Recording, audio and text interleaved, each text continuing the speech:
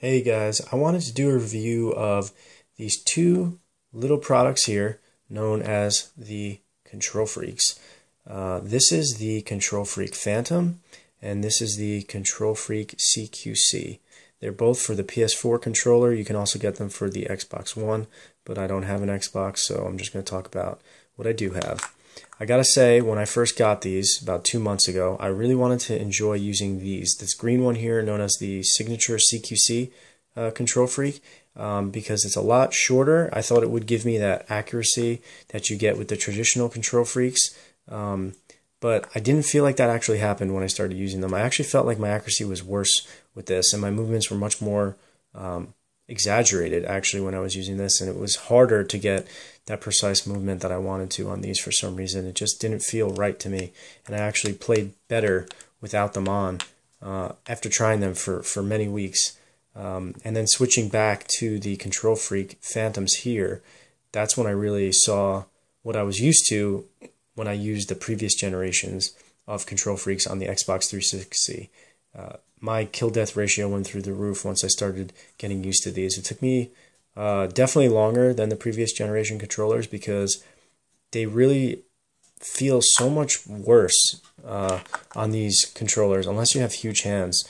On the PS4 controller, with the way the L2 and R2 triggers are set up, your fingers, they don't sit nicely in the back of the groove over here. Let me try and see if I can get this in the right light. Hold on.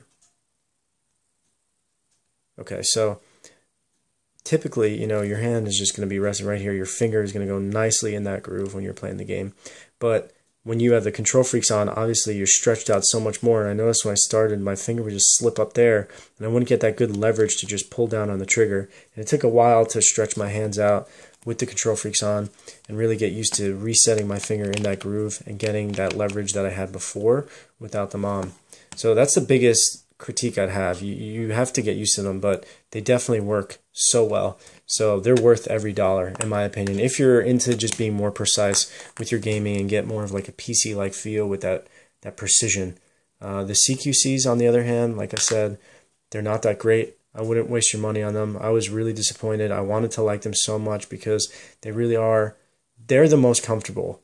If you wanted just the nice balance of comfort here, I think these will give it to you. I think they're more comfortable even than just having nothing on the controller itself, but they just don't improve your game. I didn't feel that way, and the Phantoms definitely do, and they improve every game you play, because any game you play, you're going to probably need to move more precisely. So a game like Resogun, which is just amazing, I play so much better when I use these. And I think that's worth noting. You don't have to take these off if you don't want to, but I do just because I like the comfort of not having anything on at this point. But for first-person shooters, these are always my choice. So I would definitely get these if you're interested in improving your skills a little bit and avoid those CQCs. They're not worth it. I hope this helps.